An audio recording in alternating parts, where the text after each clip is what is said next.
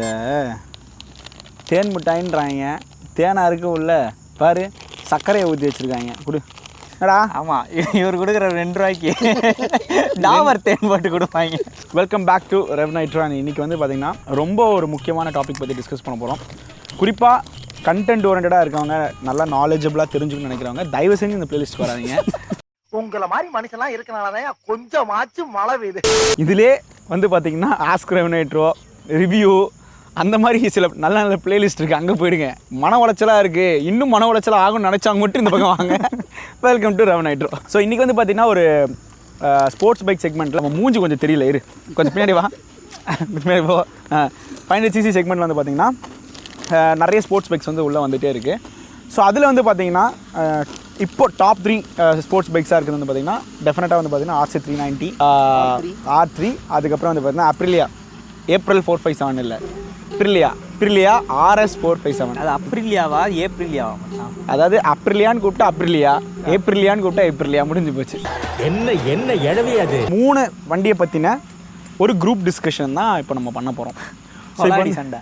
So இப்போ வந்து பார்த்தீங்கன்னா RC 390 பற்றி அவர் பேசுவார். தம்பி முறுக்கு, நீங்கள் முறுக்கு சாப்பிட்டது போதும், எப்போ பார்த்தாலும் சாப்பாடு. இனிமேல் சாப்பாடை பற்றி பேசினா வாய் இருக்காது. ஆனால் எனக்கு டவுட், ஆக்சுவலாக நீ வந்து RR 310 தானே பேசு, நீ எதுக்கு RC 390 பேசுகிற?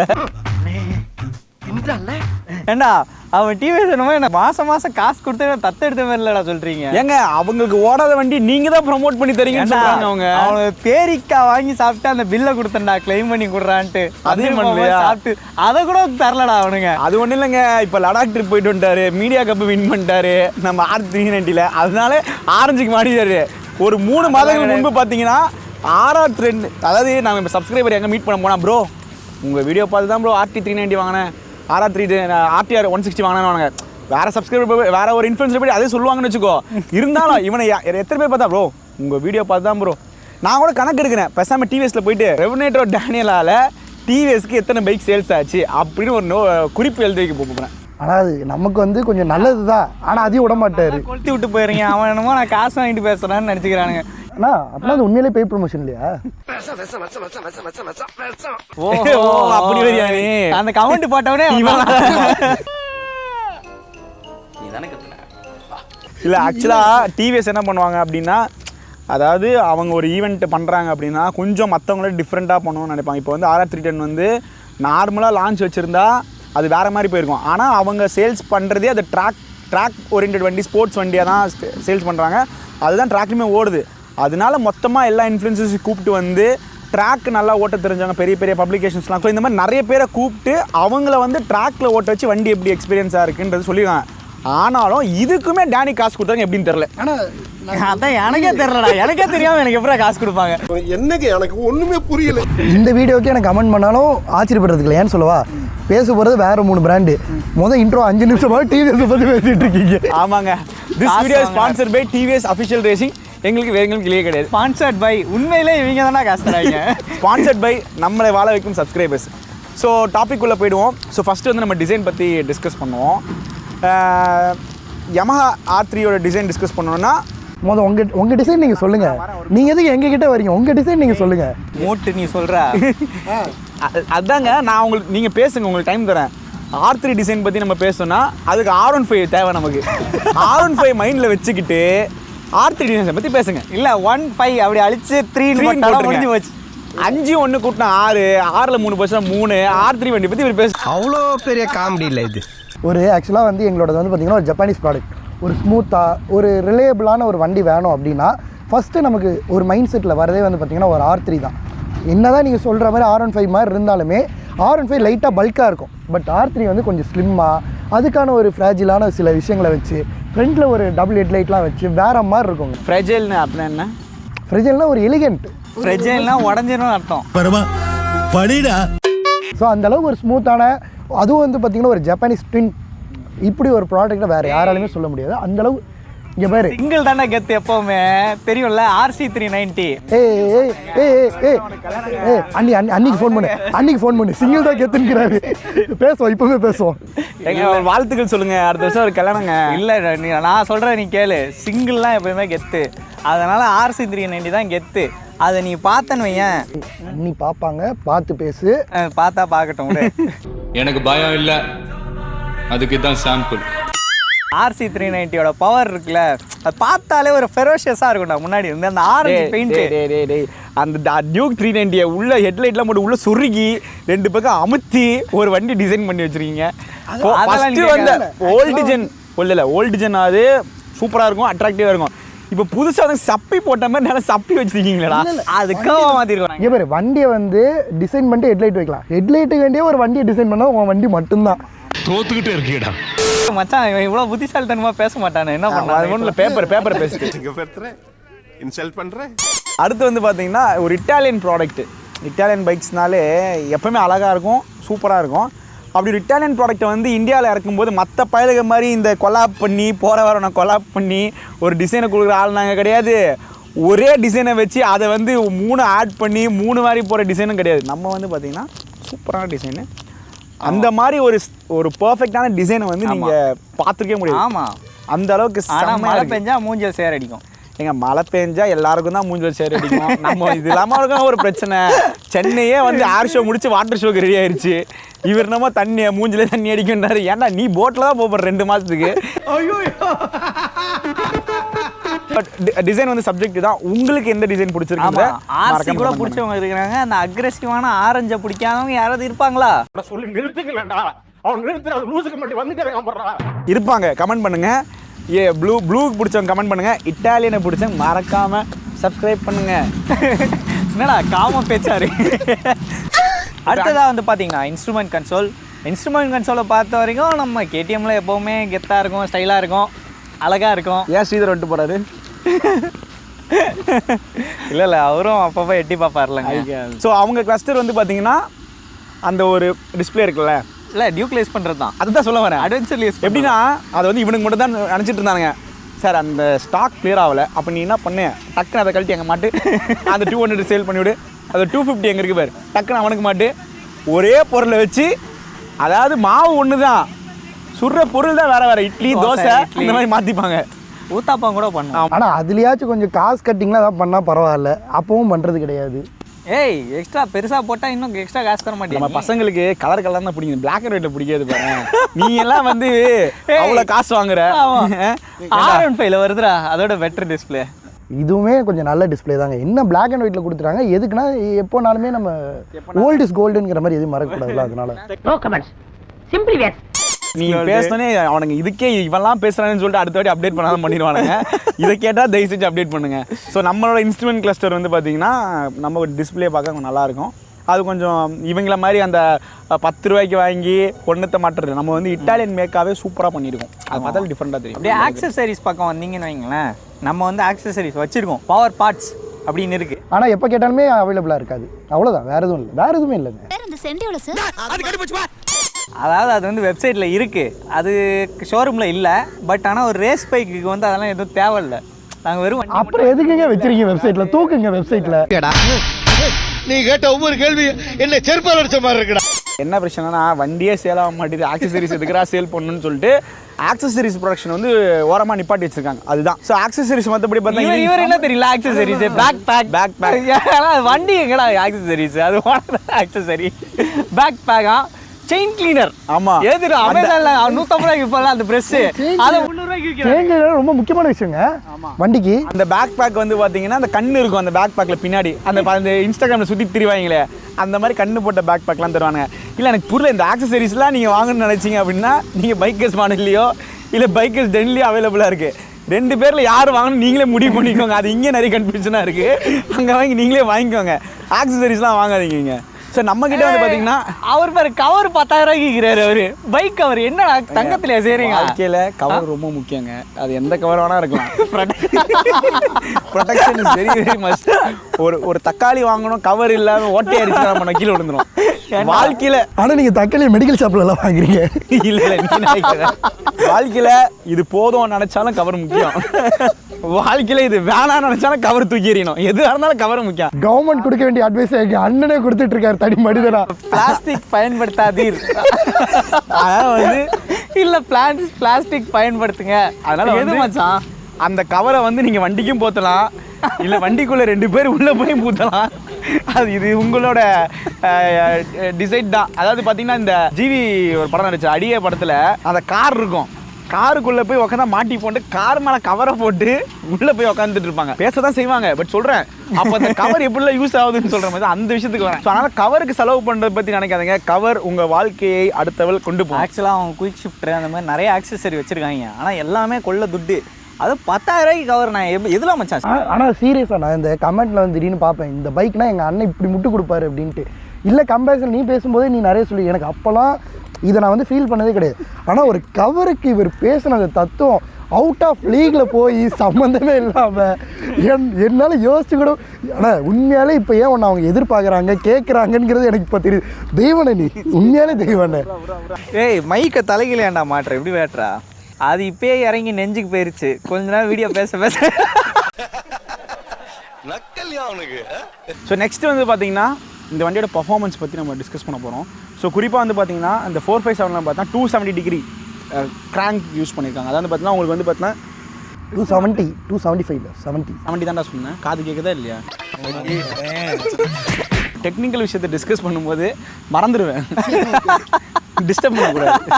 இதா சொல்லி கொடுத்தது மனப்பாடமாக சொல்லும்போது நோயின்னு பேசக்கூடாது.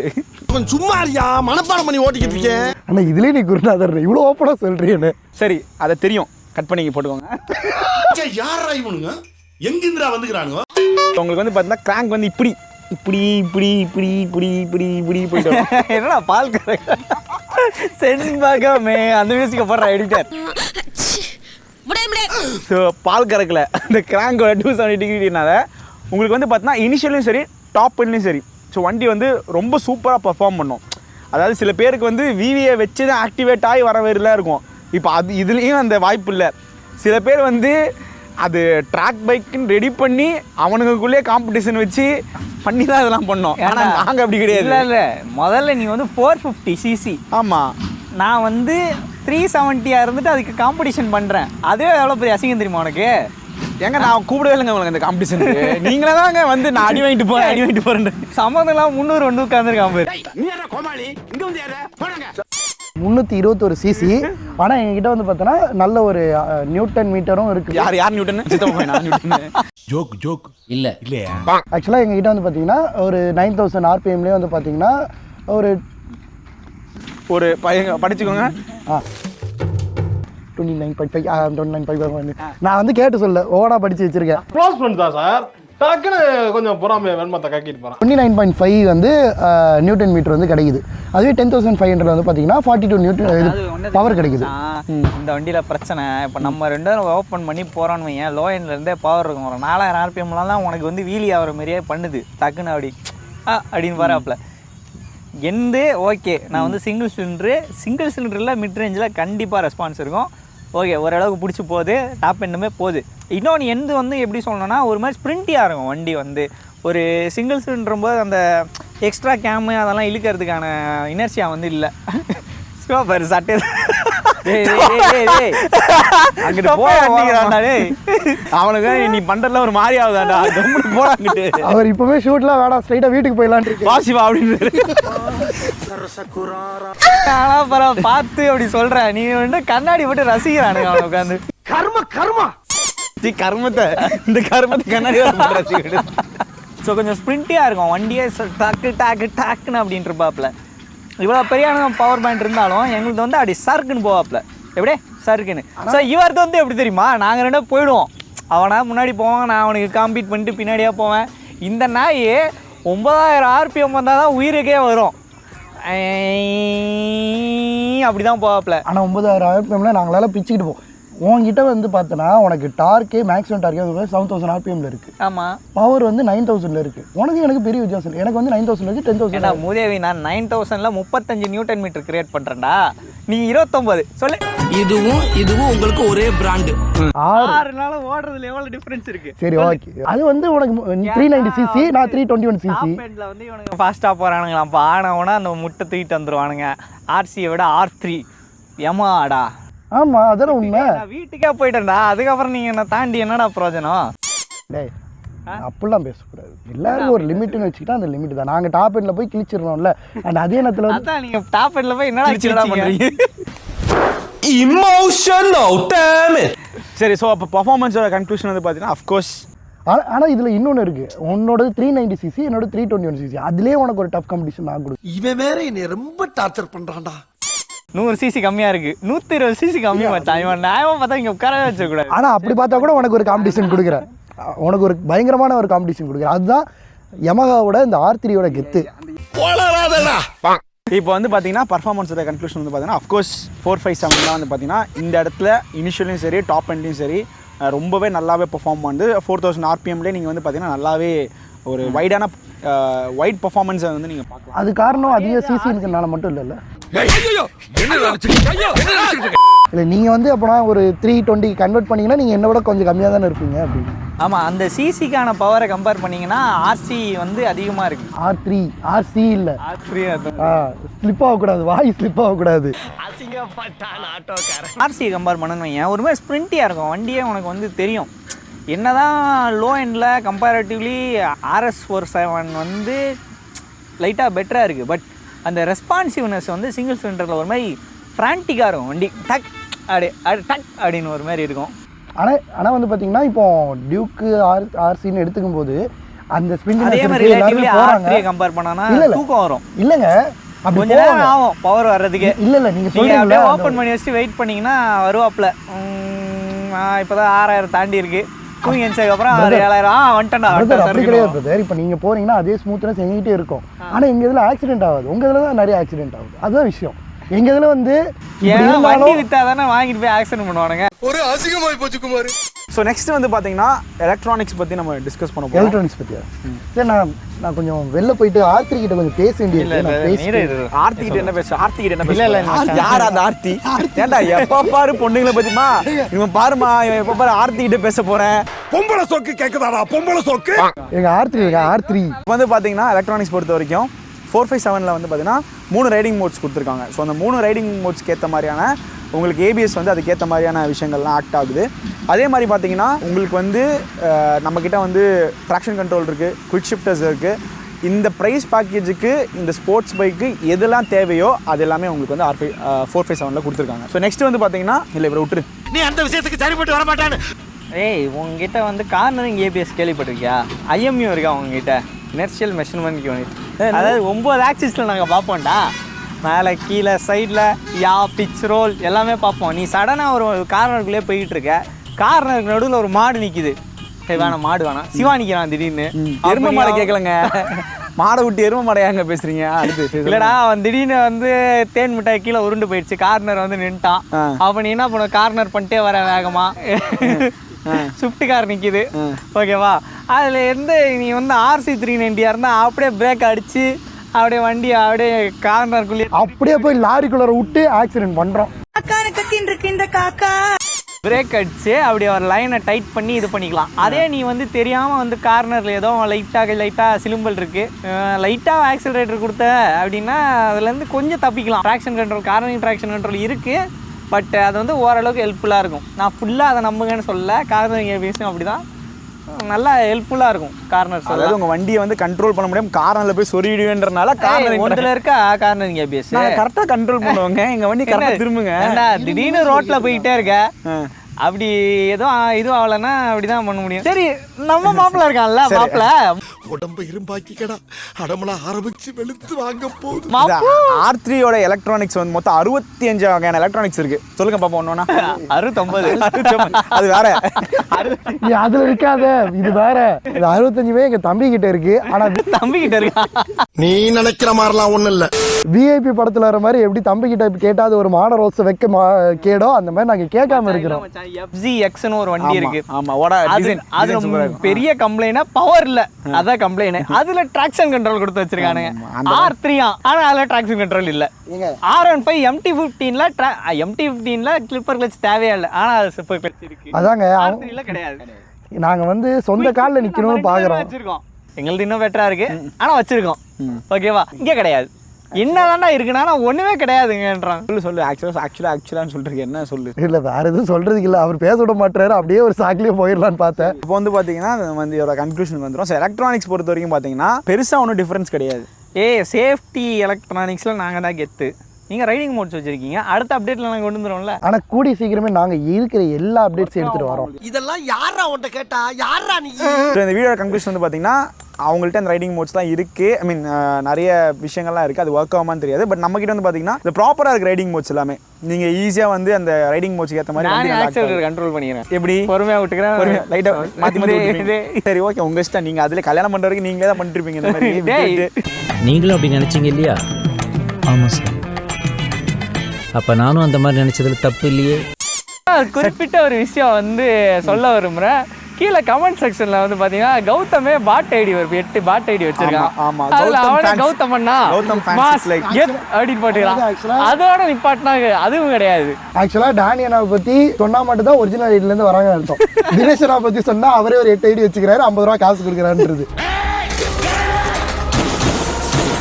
எனக்கு யாராச்சும் ஒரு 2 பேர் தெரியாம கௌதம் நல்லா இருக்கு அப்படின்னு சொல்லிட்டா இட்ஸ் a fake அப்படின்னு சொல்லிட்டு அதுக்கு ஒரு 10 அலிகேஷன்ஸ் வைக்கிறது. என்னடா சொல்ற? என்னால நம்ப முடியலையே. அதெல்லாம் சிவாக்கு வேற சொல்றாங்க. சிவா அவங்க பார்த்தது கூட கிடையாது. டானியனை கூட நல்லா பண்றீங்க. கேமரா ஒர்க்ஸ் சூப்பரா இருக்கு. என்ன தெரியுமா பண்றாங்க கௌதமே? யாராவது புதுசா ஒருத்தர் பார்த்தாங்கன்னு வைங்களேன், சம்மதம் அவனே இன்ட்ரடியூஸ் ஆயிட்டு ப்ரோ என்ன தெரியல நான் தான் ரவுண்ட் ஆயிட்டு நல்லா காமெடி இருந்துட்டு போ. இல்ல இல்ல இதுதான் போன கம்பேரிசன்ல நீயே ஒரு உருட்டிட்ட. இந்த கம்பேரிசன்ல அந்த உருட்டு தேவைதானா? எனக்கு வந்து காமெடி பண்ணணுங்கிற எண்ணம் இருக்கு, அது தப்பு கிடையாது. ஆனா இந்த மாதிரி கேவலமா இன்ட்ரோ பண்ண மாட்டேன், ஓகேவா? சாவுற நேரத்துல கூட குபீர்னு சிரிப்பு வர மாதிரி ஜோக் அடிக்கிற. You are really a god gifted child. So next வந்து பார்த்தீங்கன்னா சிட்டி அண்ட் ஹைவே பர்ஃபார்மன்ஸ் பற்றி நம்ம டிஸ்கஸ் பண்ண போகிறோம். சிட்டியை பொறுத்த வரைக்கும் வந்து பார்த்தீங்கன்னா 457 வந்து நல்லாவே பண்ணியிருக்காங்க. லைக் நீங்கள் வந்து கரெக்டாக ஃப்ளிக்கபிள் பண்ணலாம். லைக் ரொம்ப சூப்பர், ரொம்ப பேட் இல்லை, பட் அபவ் ஆவரேஜாக வண்டி வந்து நல்லாவே பர்ஃபார்ம் பண்ணுது. என்ன தண்ணி சரக்கு எதுவும் போட்டிருக்கியா? முதலேருந்து சொல்லு. நல்லா ஃப்ளிக்கபிளாக தானே இருக்கும் வண்டி. அப்புறம் என்ன அதுதான் சொல்ல வரேன். நல்லா அடுத்து நீங்கள் என்ன சொல்வீங்க? நான் ஃப்ளிக்கபிள் சொன்னோன்னே அது எப்படி நான் தான் இருக்கலன்னு, அதனால் நானே பஞ்சாயத்தில் 2வது பொசிஷன் வாங்கிக்கலான்னு முடிவு பண்ணிட்டேன். அதெல்லாம் கிடையாது. வண்டி நல்லா பவர் பேண்ட்லாம் நல்லா தான் இருக்குது. தெரியுது, நீ மூடு. அந்த ஃப்ரான்டிக் நேச்சர் ஒரு மாதிரி இருக்கும் சிங்கிள் சிலிண்டருக்கு. அதனால் நாங்கள் வந்து நாங்கள் ஃபஸ்ட் பொசிஷன் எடுத்துக்கிறோம். டாக்கு அப்படி பூந்து போவோம், தெரியும். அதனால தான் அமைதி அவர் செகண்ட் பொசிஷன்னாரு. அப்படின்னு சொல்ல முடியாது. ஒன்று லோ அண்ட் பவர் நல்லா இருக்குல்ல. ஐயோ இங்கே வரு ஒன்றும் இல்லை, நீ வந்து ஃபர்ஸ்ட்னு சொல்லு, ஆட்டோமேட்டிக்காக அவர் அடிச்சு 2வது கொண்டு வருவார். அட வெக்கம் கட்டுவீங்களா? இதுக்கு எதுக்குடா வெள்ளையங்கிலி மாலைன்னு? சிட்டியில் வந்து பார்த்தீங்கன்னா அஃப்கோர்ஸ் 457 வந்து நல்லாவே இருக்குது. ஹீட் மேனேஜ்மெண்ட் ஓரளவுக்கு நல்லா தெரியுது. என்னடா முட்டாத்தனமா பேசிக்கிட்டு இருக்க முட்டா பயல. ஆனா உங்களோட சுடும் வெயிலுக்கு நாங்க பரவாயில்ல. ஹீட் ஆகணும். ஆமா, ஹீட் ஆகும். கொஞ்சம் சவுண்ட் வண்டி கொஞ்ச நேரம் நிப்பாட்டணும், சவுண்ட் அடிக்கணும், ரேடியேட்டர் ஃபேன் ஓடணும். அதை பார்த்தா கேடிஎம். ஆமா, திடீர்னு வண்டி நிற்கும். இந்த ஹீட்டை பொறுத்த வரைக்கும் R3 வந்து அதுல பெஸ்ட்.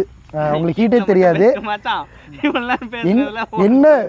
என்ன வீல் பேஸ் கொஞ்சம் பெருசா இருக்கனால சொல்றது கேளு, வீல் பேஸ் கொஞ்சம் பெருசா இருக்கனால ஃபிளிப் பண்ணி ஓட்ட முடியாது. ஏன்னா கொஞ்சம் பெரிய பைக் ஃபீல் கொடுக்கும். ஸோ ஹீட்டை பொறுத்த வரைக்கும் நாங்க பெஸ்ட்.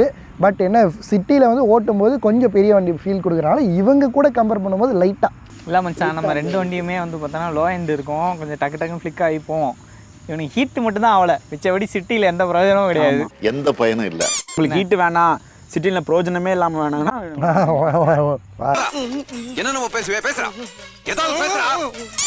அடுத்த ஹைவே பொறுத்த வரைக்கும் RC வந்து உங்களுக்கு சொல்லவே தேவையில்ல, கடைசியில தான் இருக்கு. அப்படி லாக் ஆகி அப்படி போனோம்னா என்ன ஒரே ஒரு பிரச்சனை, இந்த சிட்டியில் டிராஃபிக்கில் உட்காரும் போதும் ஹைவேல ரொம்ப நேரம் உட்காந்துருக்கும் போதும் சீட்டு வந்து உங்களுக்கு நல்லா வலிக்கும். அதனால் ஹைவேல ஓட்டுனீங்க. நிக்கு ப்ரோட்ட பேசுறியா? நல்லா இருக்குன்னு சீட்டு. அவர் KTM தவிர எதுவுமே வந்து எந்த வண்டியும் வளர்க்குறது நல்லா இல்லைன்னு. அட்வென்ச்சர் ஸ்பிரிட்டிக்லாம் நாங்கள் பேசுறதா இல்லைப்பா, விட்டுருங்க.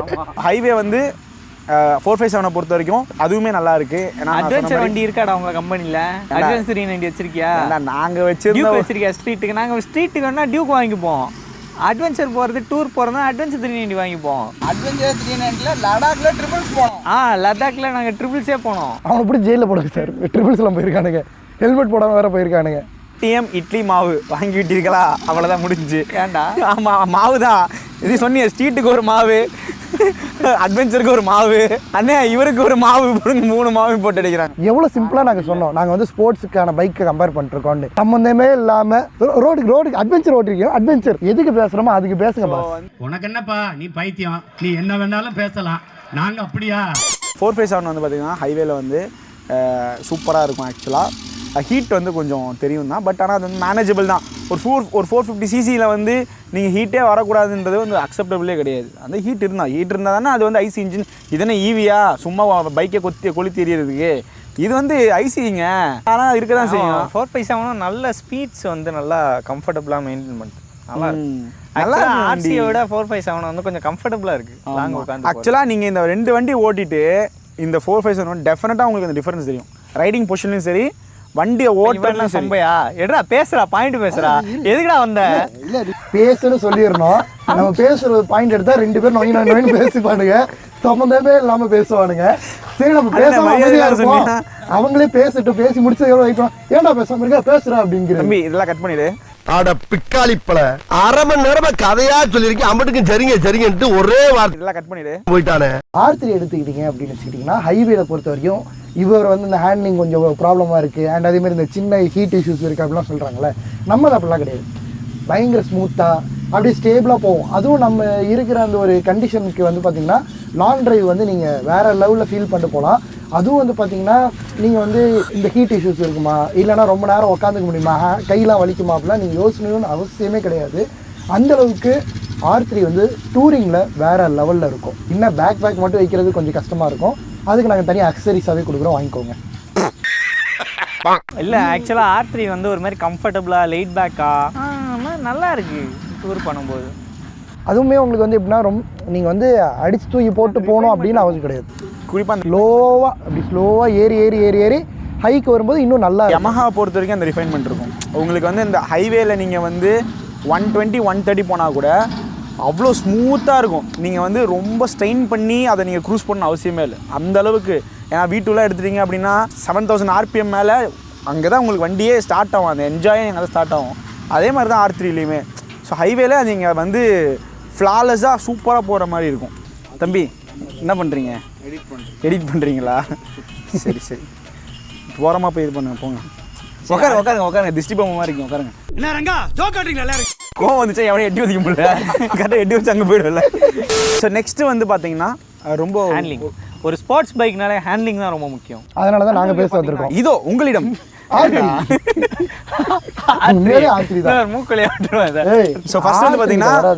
விடுங்க. ஃபர்ஸ்ட் வந்து பாத்தீங்கன்னா 457ல ஹேண்ட்லிங் பத்தி நம்ம டிஸ்கஸ் பண்ணோம். இங்க வாங்க RC390 எப்படி தெரியும்ல? எப்படி தெரியல? டெலிஸ் ஃப்ரேம், வெல்டிங் வச்ச ஃப்ரேம். அதாவது 3-4 பேர் மொத்தமா சேர்ந்து ஆனா கரெக்டா டைட்டா புடிங்க, வெல்ட் வைக்கிறேன்னு சொல்லி டேய் தம்பி அந்த 2 வெல்டர் சேர்ந்து அண்ணா கரெக்டா அதை பிடிங்க, அந்த ஃப்ரேமை பிடிங்க, அண்ணா கரெக்டா அடிங்கன்னு சொல்லி இந்த டெலிஸ் ஃப்ரேம் வந்து அவ்வளோ சூப்பரா வெல்டிங் வச்சிருப்பாங்க கடையில். ட்ரெலிஸ் ஃப்ரேம் யூஸ் பண்ணா எவ்வளோ வெயிட் சேவிங்ஸ் தெரியுமா உனக்கு?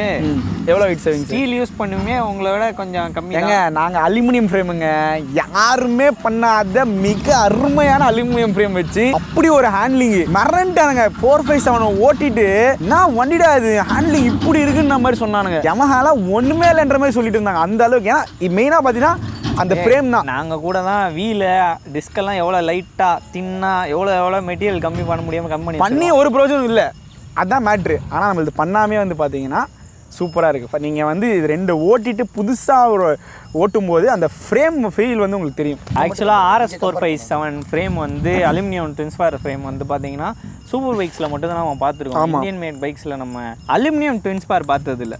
R15ல கூட டெல்டா பாக்ஸ் இருக்குது, பட் அது ஸ்டீல் தான். கம்பேரிட்டிவ்லி ஸ்டீலோட அலுமினியமுக்கு வெயிட் அட்வான்டேஜ் இருக்குது, நிறையா ஃபீட்பேக் அட்வான்டேஜஸ். அதெல்லாம் வெல்டிங்லாம் கையில் அடிக்க மாட்டோம்.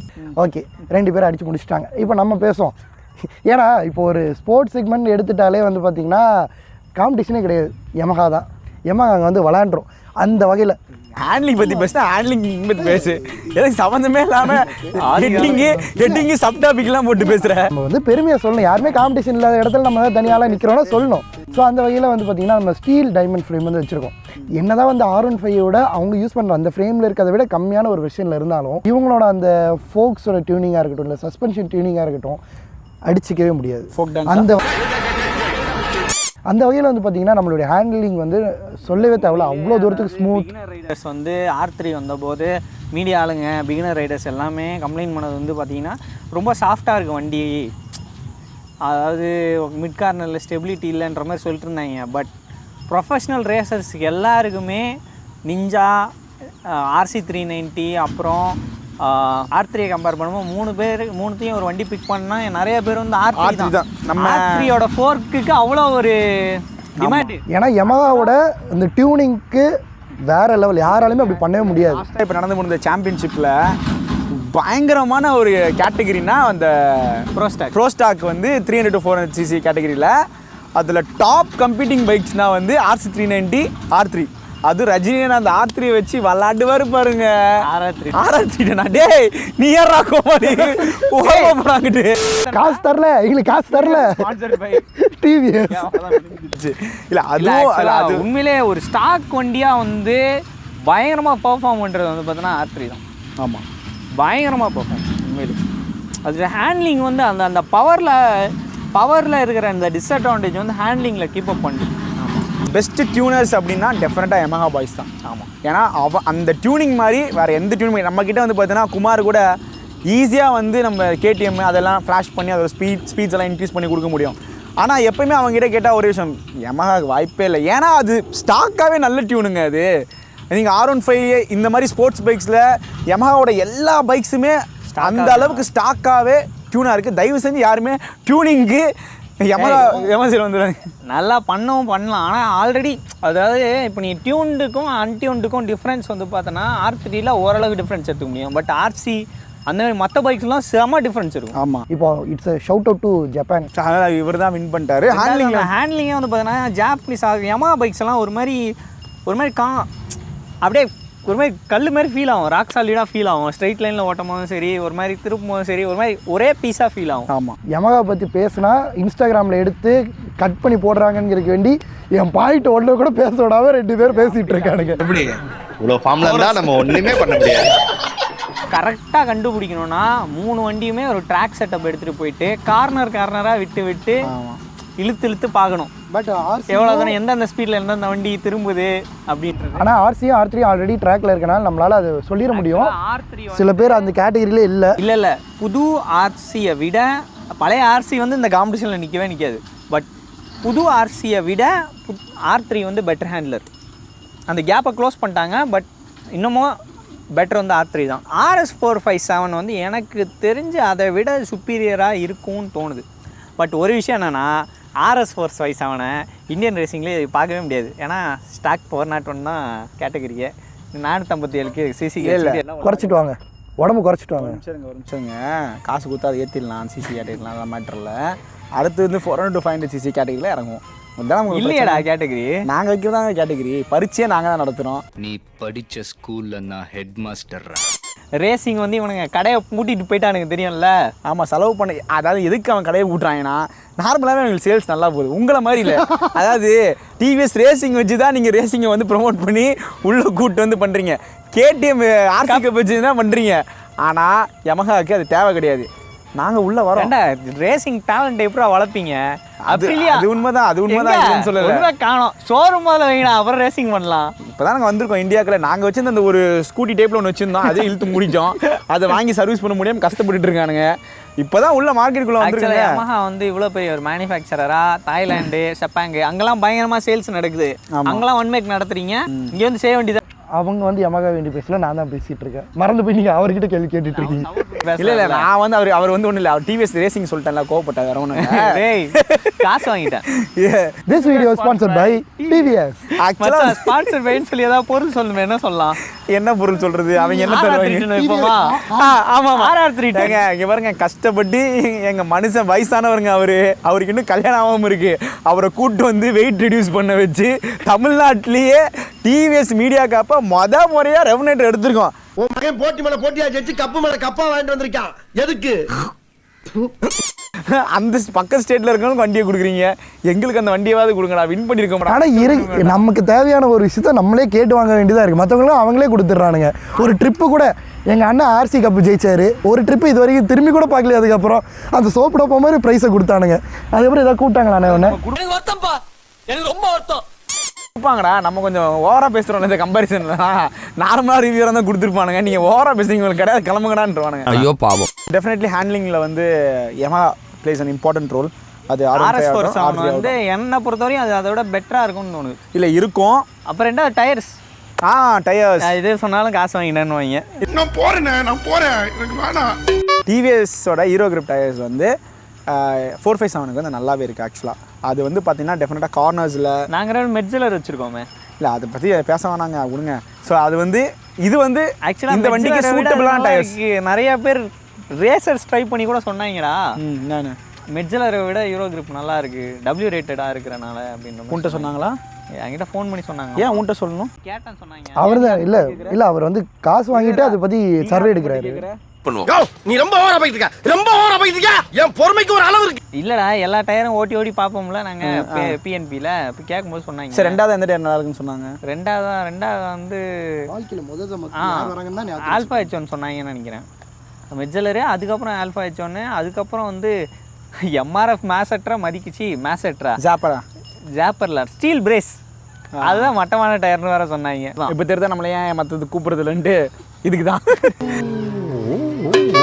ஸோ சொன்ன மாதிரி ஹேண்ட்லிங் அண்ட் டயர்ஸ் பொறுத்திருக்கும். டெஃபினட்டாக 457 வந்து இன்னும் அப்கமிங் டேஸில் இன்னும் தெரிய ஆரம்பிக்கும். பட் என்ன அவங்க வந்து ப்ரூவ் பண்ணி காட்டணும், அவ்வளோதான். ட்ராக்லாம் ஓட்டி ஜான் ஆபிரகாம்லாம் கூப்பிட்டு வந்து கரி மோட்டார் ஸ்பீடு வேலை உருட்டி வண்டியெல்லாம் நல்லா இருக்குன்னு காட்டின மேடம். வழக்கு என்ன தூங்கிட்டியா? ஏன்டா அது என்ன எனக்கு புரியல. கொஞ்ச நாள் முன்னாடி ஜான் ஆபிரகாம் இவங்க தான் வச்சுட்டு சுற்றிட்டு இருந்தாங்க. இப்போ இவனுக்கு கழட்டி விட்டான்னு நீங்கள் கல்யாணம் பண்ணி நாங்கள் காசு கொடுத்தா இங்கிட்டு கொடுத்தா அவர் அங்கே பேசுவார், இங்கிட்டு கொடுத்தா இங்கே பேசுவார். நம்மள மாதிரி தான். அதுக்கு என்ன பண்ணுறது? ரவுஸ் யுவர் ஹார்ட் அப்படின்னு FCலாம் அவர் முதுகுல இருந்தால் அவரும் தெரியல.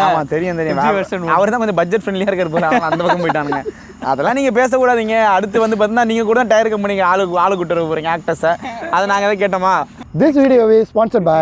கிடைக்கிற கேப்ல எல்லாம் ஆப்பு வைக்கிறியே சிவா. நம்ம சூப்பர் பேல வந்து ஒருத்தர் 1700 ரீசெண்டாக போட்டார்.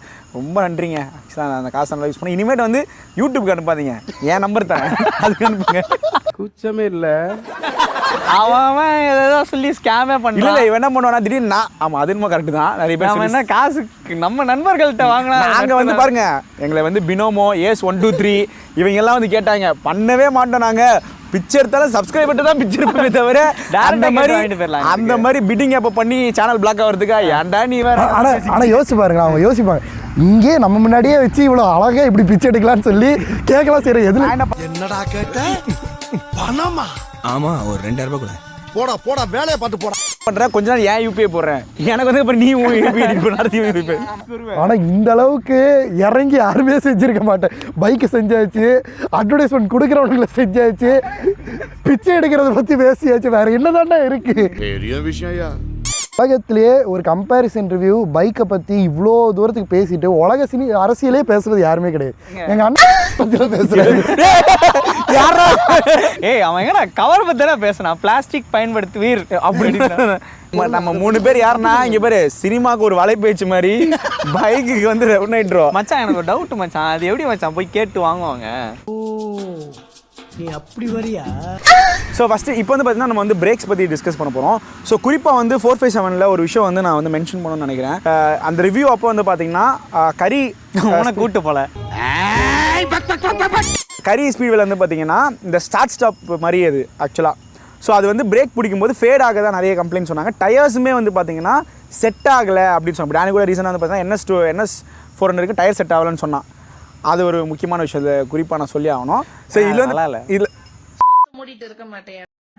இதில் வந்து பார்த்தீங்கன்னா ஏன் அப்படி சொன்னால் காற்று வந்து கம்மியாக வச்சுருக்காங்க. ஏன்னா வந்து பார்த்தீங்கன்னா மீடியா வெஹிக்கிள்ன்றனால எப்படியும் அவனுங்க வண்டியை வந்து பெருமையாக பேச போகிறதில்ல, காசு கொடுத்தா தான் பேசுவானுங்க அப்படின்னு சொல்லி காற்று கம்மியாக இறக்கி வச்சாங்களான்னு தெரில, இல்லை வரும்போதே அந்த மாதிரி ஆச்சான்னு தெரில. அந்த காற்று கம்மியானனால வண்டி இந்த டயர் நல்லா இருக்கிறாங்க. காற்று கூட அடிக்காமல் போயிட்டு.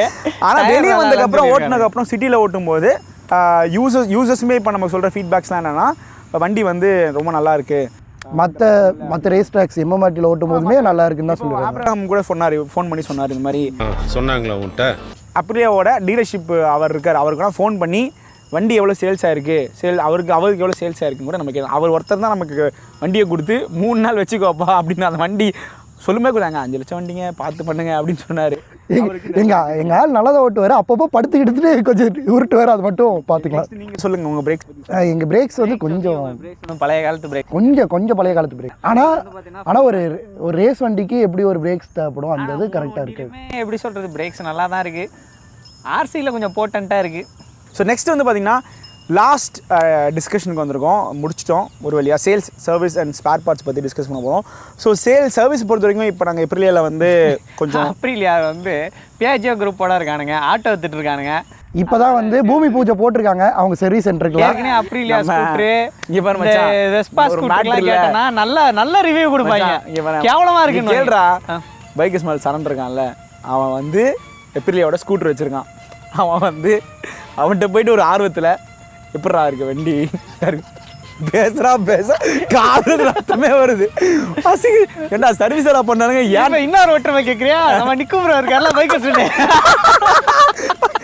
இதுல அப்ரிலியா ஸ்கூட்டர் வச்சிருக்காரு. அப்படியா? ஆமாம், வீட்டில் இருந்துச்சு ஒரு 9 வண்டியில் ஒரு வண்டி ஓரமாக இருந்துச்சு அந்த வண்டி. அதுவும் அப்படி சர்வீஸ் கழுவி ஊற்று. அது இல்லாமல் அவங்க அக்காவுக்கு வாங்கி கொடுத்துருக்கான். அவங்க அக்கா ஆக்டிவாக தான் கேட்டிருக்காங்க. இவன் நம்மளால் அப்போ எந்த இருந்திருப்பால, இல்லை இது ஒரு ஸ்போர்ட்ஸு நீங்கள் வாங்கின. இப்போல்லாம் அந்த வண்டியை பார்த்தாலே அவனை அசிங்கசியமாக கேட்குறாங்களா, உன்னால் தான்டான்ட்டு. இது எங்கேயாவது ஓரம் விற்கிறது கூட கேட்டாங்களாம், ரொம்ப கம்மி விலையில் கேட்டாங்களா, அதனால் அதை கூட விற்க முடியலான்னு இருக்கான். அது எங்களை பற்றி நாங்களே கேவலமாக சொல்ல, பட் சொல்லி முடிச்சிட போதும். நான் நல்லா பண்ணுறனோ இல்லையோ, ஆனால் நீ நல்லா பண்ணுற. அப்ரிலியா சர்வீஸ் வந்து கரண்ட்லி இப்போ ஓகே, இப்போ நல்லா இப்போ ஸ்டார்ட் பண்ணியிருக்காங்க, நல்லா பண்ணுறாங்க. சில ஷோரூம் நம்மளால நல்லா சப்போர்ட் பண்ணுறது. ஆமாம், நம்ம என்னது அங்கே எங்கே இருக்குது ஷோரூமு? குரோம்பேட்லேருந்து நேராக இதுக்கு போகிற வழியில் இருக்குது அவர் ஷோரூமு. எங்கே குரோம்பேட்டில் தான் வீடு எங்கே இருக்குது? எங்கே குரோம்பேட்லேருந்து டுவர்ட்ஸ் தரமணி போகிற. ஆமாம், அந்த 200 ஃபீட் ரோடு இருக்குது. அந்த சரணோசஸ் மேலே அந்த ஒரு மேம்பாலம் ஏறும், அதுக்கு முன்னாடி லெஃப்ட்டில் இருக்குடா. அப்படி அங்கே நெட்டில் பாருங்க எங்கே இருக்குன்னு கூகுள் மேப். அதுதான் 200 ஃபீட் ரோடு இருக்குடா. சவீரோ மோட்டார்ஸ், அவர் பேர் வந்து சரவணராஜ். சவீரோ மோட்டார்ஸ்னு சென்னையில் போட்டிங்கன்னா அது ஒன்று தான் இருக்குது. ஆமாம், அவர் கொஞ்சம் நல்லா பண்ணுறாரு, கொஞ்சம் எந்துவாக இருக்கிறாரு. அவருமே ஓனரு இந்த வண்டிக்கு. ஆமாம், எங்களுக்கு பைக் ரிவ்யூ கொடுத்தாங்கங்கிறது மட்டும் சொல்லலை. இல்லை அவர் ரொம்ப சப்போர்ட் பண்ணார். Video sponsored by. அதனால வந்து அவர் ரொம்ப சப்போர்ட் பண்ணார். வீடியோ எடுத்துட்டு அவர்கிட்ட போய் காசு கேட்டா ஸோ அவர் இன்ஸ்டா பேஜ் வச்சிருக்காரு, அவர் மறக்காம ஃபாலோ பண்ணி. இதை அவருக்கே நான் கட் பண்ணி அனுப்பணும் ப்ரோ, ஏன்னா அவர் ஃபுல் கம்பேரிசன் பார்க்க மாட்டார். அவருக்கே டைம் ஸ்டாம்ப் அனுப்பிச்சு ப்ரோ, உங்களை பற்றி பேசியிருக்கேன் ப்ரோ, அடுத்த வாட்டி வண்டி கொடுத்துருங்க ப்ரோன்னு சொல்லி வேண்டியது. இங்கே வா, எப்போ நீ வந்து RS 457 ஸ்பேரே கிடைக்காது, இன்ஜினே புதுசு, எவ்வளோ ஓடுன்றது தெரியாது. இல்லை நாங்கள் ஆக்சுவலாக அதாவது ஆல்ரெடி அவங்கள டேமேஜ் பண்ணியாச்சு, இன்னும் அடிக்கணுமா அவங்கள? இல்லை இப்போ ஸ்கூட்டர் தான் நான் சொன்னேன், ஆனால் இப்போ வந்து இதுக்கு வந்து ரெடி பண்ணிட்டு இருக்காங்க. இப்போ தான் பார்த்துட்டு இருக்கீங்க போதா இல்லை இன்ஜினா? இல்லை இது வந்து நாங்கள் பேக் டு பேக் நிறைய லான்ச்சஸ் இந்தியாவில் பண்ணலான்னு இருக்கோம், நிறைய கொலாப் பண்ணலான்னு இருக்கோம். அதனால உங்களை மாதிரி வரீங்களா? பஜாஜ் இருக்கு எங்கள் அண்ணன் வேணா சேர்த்து. அதனால வந்து பிரச்சனை. ஜான் ஆபிரகாம் வந்து டைரெக்டாக கால் பண்ணி சொல்லியிருக்காங்க, இந்த மாதிரி நிறைய ஈவெண்ட்ஸ்க்கு என்ன புக் பண்ணியிருக்காங்க, சீக்கிரம் நிறைய லான்ச் இருக்குன்னு சொல்லியிருக்காங்களா. அடுத்த மேட்டர் வந்து கேட்டீங்கன்னா RC வந்து பார்த்தீங்கன்னா கம்பேரிட்டிவ்லி ரிலையபிலிட்டியில் கொஞ்சம் ஸ்டெப் பேக் தான் எடுக்குது. R3 கம்பேர் பண்ணும்போது அவனுங்க இன்னும் எதுவும். R3 வந்து பார்த்தீங்கன்னா அந்த மூட்டுறா கொஞ்சம் நேரம்.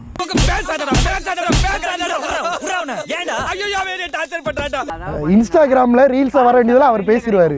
காலத்துக்கு நீயே தலைவரா இருப்ப, உனக்கு அப்புறம் உன் மழையா, அதுக்கப்புறம் உன் பேர, நாங்க தலைவர் ஆகவே கூடாது, கடைசி வரைக்கும் செயலாளர் வந்து செத்து போயிரு.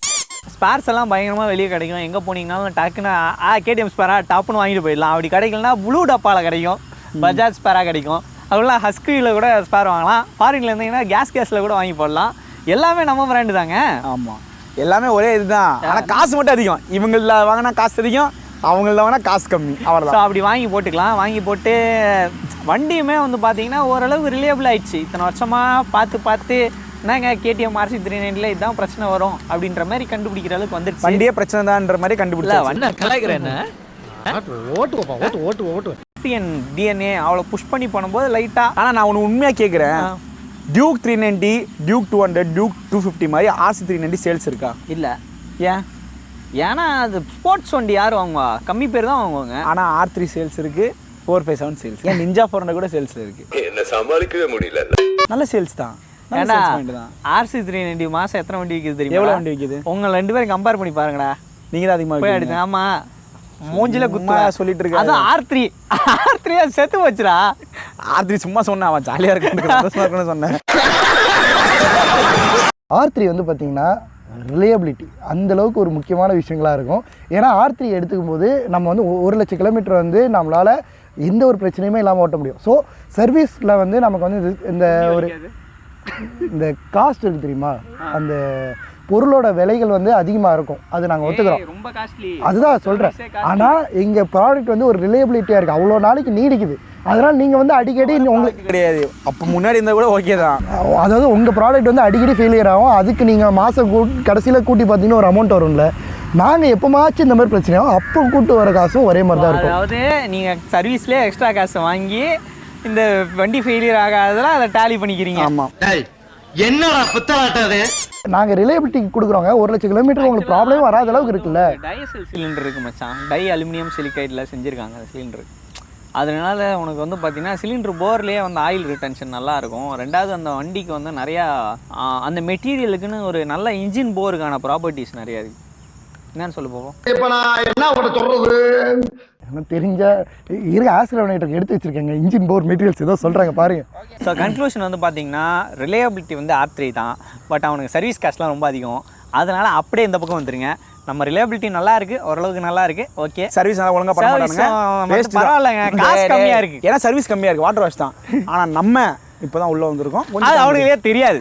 இப்போ கொஞ்சம் உள்ளே வந்திருக்கோம், கொஞ்சம் ட்ரெயின் பண்ணிருக்கோம். ஸோ அவங்க எம்ப்ளாயிஸ் தான் ரெக்ரூட் பண்ணி லீட் இஸ் R3 தான் லீடில் இருக்குது பார்த்துக்கோங்க. வீடியோவோட எண்டுக்கு வந்திருக்கோம். ஸோ இந்த கம்பேரிசன் நீங்கள் பார்க்கணும், இதோட கண்டென்ட் தெரிஞ்சுக்கணும்னு நினச்சா நீங்கள் ஸ்ட்ரெயிட்டாக இங்கே ஸ்கிப் பண்ணி வந்துடலாம்.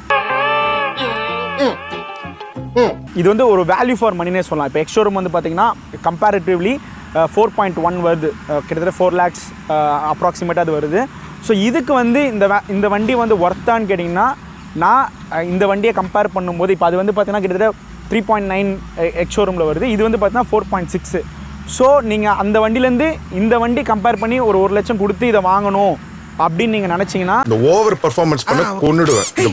டெஃபினட்டாக நீங்கள் வந்து 457 ப்ரிஃபர் பண்ணலாம். ஏன் அப்படின்னா நீங்கள் ஒரு ஸ்போர்ட்ஸ் பைக் நல்லா பெருசாக இருக்கணும், அதுவும் ட்வின் சிலிண்டர் இன்ஜின் வேறு, ஒரு நம்ம வந்து எப்ரிலியாட்டிருந்து ஒரு ப்ராமிசிங் பைக்காக 457 வந்து இப்போ மாறிட்டுருக்கு. சின்ன ஃப்ளாஸ் இருக்குது, இல்லைன்னு சொல்லலை. ஆனால் இது வந்து கூடிய சீக்கிரத்தில் இன்னும் ஒரு 1 or 2 இயர்ஸில் கண்டிப்பாக ஒரு பர்ஃபெக்ட் ஒரு பைக்காக இருக்கும். நீங்கள் எதிர்பார்க்குற அதே பவர், நீங்கள் எதிர்பார்க்குற அதே எலக்ட்ரானிக்ஸ், இது எல்லாமே கொடுத்து 4 lakhக்கு ஒர்த்தான ஒரு பைக்காக இருக்குது. இந்த மாதிரி ஒரு ட்வின் சிலிண்டர் வண்டி, அதை ஒரு பெரிய வண்டி மாதிரி ஃபீல் பண்ணுற ஒரு வண்டி வந்து இந்த ப்ரைஸில் இந்தியாவில் எப்போவுமே கிடச்சதில்ல. ஆமாம், அதுக்கு ஸோ டெஃபினட்டாக நிறைய பேர் சொன்னாங்க 457க்கு ரொம்ப இன்ஃப்ளூயன்சஸ்லாம் ஹைப் பண்ணுறாங்கன்னு சொன்னாங்க. ஏன் அப்படி சொன்னாங்க அப்படின்னா, அவங்களுக்கு வந்து காசு தரல, மேபி அவங்களுக்கு லான்ச்சு கூடாமல் இருந்திருக்கலாம். பட் ஆக்சுவல் ஃபேக்ட் என்னன்னு வந்து பார்த்தீங்கன்னா, வண்டி உண்மையாக நல்லா இருக்குது. பிடிச்சிருக்குன்னா சொல்ல முடியும், பிடிக்கலன்னா. ஸோ R3 பொறுத்த வரைக்கும் வந்து பார்த்தீங்கன்னா, உங்களுக்கு நீங்கள் என்ன எதிர்பார்க்குறீங்களோ, ஒரு ரிலையபிலிட்டியோ இல்லைனா ஒரு ரொம்ப ஸ்டேபிளாக இருக்கணும், ஒரு லாங் ட்ரைவ் போகணும் அப்படின்னு நீங்கள் எதிர்பார்க்குற எல்லாமே இருக்குது. ஆனால் என்னென்னா வெஹிக்கிள் மட்டும் கொஞ்சம் ஒரு லக்ஸரி பிராண்டுக்கு ஏற்ற மாதிரி இருக்குது. காஸ்ட் வந்து ஒரு 4.6 lakhsன்னு வரும்போது இவங்க வந்து இதில் ட்ராக்ஷன் கண்ட்ரோலோ இல்லை மற்ற ரைடு மோட்ஸ் கொடுத்துருந்தா கூட அதுக்கான ஒரு வேல்யூவாக இது இருந்துருக்கு இல்லை. ரிலையபிலிட்டி இருக்குது ஒரு விஷயம், உனக்கு வந்து பெரிய சர்வீஸ் நெட்வொர்க் இருக்குது. பட் நீ வந்து எங்கள் 2 வண்டியும் வந்து மேட் இன் இந்தியா இருக்கிறனால நீங்கள் கம்ப்ளீட்லி பில்ட் இன் யூனிட்டாக இம்போர்ட் பண்ணுறதுனால அந்த எக்ஸ்ட்ரா டாக்ஸஸ்னால தான் நீ வந்து அந்த எக்ஸ்ட்ரா காசை வந்து நீ ரிலையபிலிட்டிக்காகவோ இதுக்காகவோ செலவு பண்ணல, கவர்மெண்ட்டுக்கு காசாக டாக்ஸாக கொடுக்குற. ஸோ அதனால் வந்து இந்த 2 வண்டியோட வேல்யூ ப்ரொபோர்ஷன் வந்து உங்ககிட்ட இல்லை. பட் ஒரு வேளை அதை இங்கே வந்து ஃப்ரீ பண்ணி விட்டிங்கன்னா வாங்கிக்கலாம் அந்த வண்டியை. அது அப்போனா அது இன்னும் நல்ல கம்மியான விலைக்கே கிடைக்கும். ஆக்சுவலாக ஆர்சியை விட கம்மி ப்ரைஸ் இருந்துச்சு, இல்லை ஆர்சியை அட்லீஸ்ட் ஈக்குவேட் பண்ணிச்சு ப்ரைஸ்லன்னா R3 வந்து ஒரு நல்ல நீங்கள் சொல்லிட்டு இருந்தீங்களா இந்த சேல்ஸ் ஏன் கம்மியாக இருக்குது, சேல்ஸும் ஒரு அடி வாங்குது, அதுக்கு ரீசன் கூட இதுவாக கூட இருக்கலாம். ஏன்னா எல்லா இடத்துலையுமே இது பெஸ்ட்டாக தான் இருக்குது. இப்போ உங்களுக்கு ஹீட்டுமே தெரில, உங்களுக்கு ஹைவேல நீங்கள் லாங் டேர்ம் போனாலும் அதுவும் இருக்குது. இல்லை என்ன ஃபேக்ட்னா, உங்களுக்கு வந்து அந்த வண்டியோட பிளேஸ்மெண்ட்டே மாறுது அந்த ப்ரைஸுனால. எங்களை விட அதிக காசு கொடுத்து அதை விட இன்ஃபீரியர் வண்டி வாங்குற மாதிரி ஃபீல் ஆகுது. பட் இதே இது அது வந்து காஸ்ட் கம்மியாக இருந்துச்சுன்னா நிறைய பேர் கன்சிடர் பண்ணுவாங்க. இதை விட இதுக்கு வந்து ஒரு சேல்ஸ் வந்து அதிகமாக இருந்திருக்கும் ஆக்சுவலாக. ஸோ அந்த ஒரு விஷயம் தான். ஒரு வேளை இதுக்கு ப்ரைஸ் அவங்க குறைக்க முடியுமா, R3 வந்து வேல்யூ இல்லாத வண்டி மாதிரி ஃபீல் ஆகுது. பட் ஒன்ஸ் அவங்க இந்த டேக்ஸ் கட் பண்ணுறனாலையோ இல்லை இந்தியாவிலே மேனுஃபேக்சர் பண்ணுறனால இந்த மாதிரி மாற்றங்கள் வந்துச்சுன்னா கண்டிப்பாக R3யோட வேல்யூ வேறு லெவலில் இருக்கும். ஜப்பான் அதை வந்து கன்சிடர் பண்ணியே ஆகணும். அதேமாதிரி RC390 வந்து பார்த்திங்கன்னா KTM பஜாஜோட கொலாபரேஷன் வந்து நீங்கள் பாராட்டி ஆகணும். ஜஸ்ட்டு 3.2 lakhs எவ்வளவு 3.2 லேக்ஸ் 3.2 லேக்ஸ் எக்ஸ்ஷோருமே. நாங்கள் இந்த வண்டியை வாங்கிட்டு ரெண்டாவது வந்து சூட்டு கிட்டெல்லாம் வாங்கினா கூட எங்களுக்கு வந்து உங்கள் ப்ரைஸ் தான் ஈக்குவேட் ஆகும். ஸோ அதை வாங்கி நாங்கள் என்ஜாய் பண்ணிப்போம். ரெண்டாவது வந்து பஜாஜோட ஸ்கேல் ஆஃப் எக்கனாமிக்ஸு, சர்வீஸபிலிட்டி எல்லாமே வாஸ்ட்டாக இருக்குது. நிறைய பேர் அந்த வண்டி ஏற்கனவே வச்சுருக்காங்க. வெளியே போனால் கூட உங்களுக்கு நல்ல சர்வீஸ் கிடைக்கும்னு சொல்ல முடியும். நிறைய பேர் அந்த வண்டியில் ஒர்க் பண்ணுவாங்க. அந்த மாதிரி ஃபேக்ட்ரிஸ் எல்லாம் வந்து பார்த்திங்கன்னா ஒரு மணி ஓரியன்டாக நீங்கள் இருக்கீங்க, எனக்கு வந்து பட்ஜெட்டில் இருக்கிறேன், 3 லேக்ஸ் இருக்குது, நான் வந்து ஒரு வண்டி பார்க்குறேன்னா நீங்கள் வந்து RC390 வாங்குறதுக்கான வாய்ப்பு வந்து ரொம்ப அதிகம். அதனால தான் இந்த வண்டியோட சேல்ஸ் வந்து உங்கள் 2 பேரை காட்டியும் அதிகமாக இருக்குது அப்படின்றதையும் நான் சொல்லுவேன். ஏன்னா இப்போ உங்களுக்கு வந்து சொந்தக்காரங்க வீடு இருக்குது, அதையும் நீங்கள் சொந்த வீடு மாதிரி நீங்கள் எடுத்து யூஸ் பண்ணிட்டு இருக்கீங்க. எங்களுக்கு இல்லை. எனக்கு ஒரு சொந்தக்கார வீடு இருந்து அதில் நான் தங்க ஆரம்பிச்சிட்டேன்னா சீரியஸாக எங்களோட ப்ரைஸ் கம்மியாக வாய்ப்பு இருக்குது. கௌதம் ஒரே ஒரு காமெடி நல்லா இல்லை இப்போ ஒன்று சொன்னா லாஸ்ட்டாக ஜப்பான் கன்சிடர் பண்ணேன். அதுக்கு என்னங்கிறப்ப நீ பேசுறது இந்தியாவிலே கன்சிடர் பண்ண மாட்டானுங்க, ஜப்பானை கன்சிடர் பண்ண சொல்றியே, உனக்கு நியாயம் இருக்கா? ப்ரோ எனக்கு தெரியாம வருது ப்ரோ இப்போ. ஸோ மெயில் அனுப்புவான் மச்சான், தெரியும்ல, தப்பாக டைப் பண்ணி மெயில் அனுப்புவான். Very beautiful, very nice, very pretty nice dress. ஆனால் ஒரு வேளை இப்போ யமகா வந்து இங்கே இந்தியாவில் யாரு கூட கொலாப் பண்ணணும்னா யார் கூட கொலாப் பண்ணலாம்? ஆக்சுவலாக அந்த வாய்ப்புகள் ஏதாவது இருக்கா? இவங்க கவர்மெண்ட் கூட கொலாப் பண்ணி டாக்ஸை கம்மி பண்ண வைக்கலாம். கொஞ்சோண்டு சட்னி வேணா தரேன், நக்கிட்டு போறீங்க. இல்லைடா, இந்தியாவில் ஆக்சுவலாக யமா நினச்சா இங்கே ஒரு பெரிய பிளான்ட் இருக்குது. அந்த பிளான்ட்லேயே R3க்கான போர் செய்கிறதுன்னு எக்ஸ்ட்ராவாக 5 கோடியோ 50 கோடியோ சொன்னாங்க அந்த மிஷின்லாம் வைக்கிறதுக்கு. அவ்வளோ போட்டு அந்த வண்டி சேல்ஸில் திருப்பி எடுக்க முடியாதான். அப்படி பண்ணி லோக்கல் பார்ட்ஸை வச்சு மேனுஃபேக்சர் பண்ணாங்கன்னா ரேட்டு கொஞ்சம் கம்மியாகும். பட் ஆனால் கொஞ்சம் பிராண்டாக இன்னும் நல்லா கொடுக்கணும்னு பார்க்குறாங்க. ஆக்சுவலாக இந்த கம்பேரிசன் எதுக்கு நம்ம Ninja 300 எடுத்துகிட்டு வரல? அவனுங்கெல்லாம் லோக்கலில் பாதி பார்ட்ஸ் லோக்கலில் போட்டு கொஞ்சம் காசு இறக்கிருந்தானுங்க. ஆனால் அவங்க காஸ்ட்லி அதிகம் இல்லை. Ninja 300 400 Ninja 300 வந்து இதை கம்பேர் பண்ணும்போது காஸ்ட் இதை விட அதிகம் இல்லை. 5 லட்சம் இல்லைடா, R3யோட கம்மி. அப்படியா? Ninja 300 கம்மி. ஆக்சுவலாக அப்போ தப்பான கம்பேரிசன், இந்த வீடியோ டெலிட் பண்ணிடுங்க.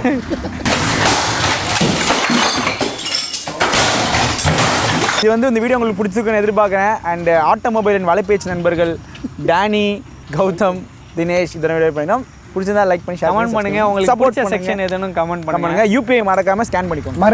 மறக்காம ஜிபே போட்டுறோம். கண்டிப்பாக பின் பண்ணி வச்சிருக்கோம். மைக்ல வந்து சார்ஜ் இல்லை. டாடா பாய் பாய். மீண்டும் சந்திக்கும் வரை நன்றி, வணக்கம்.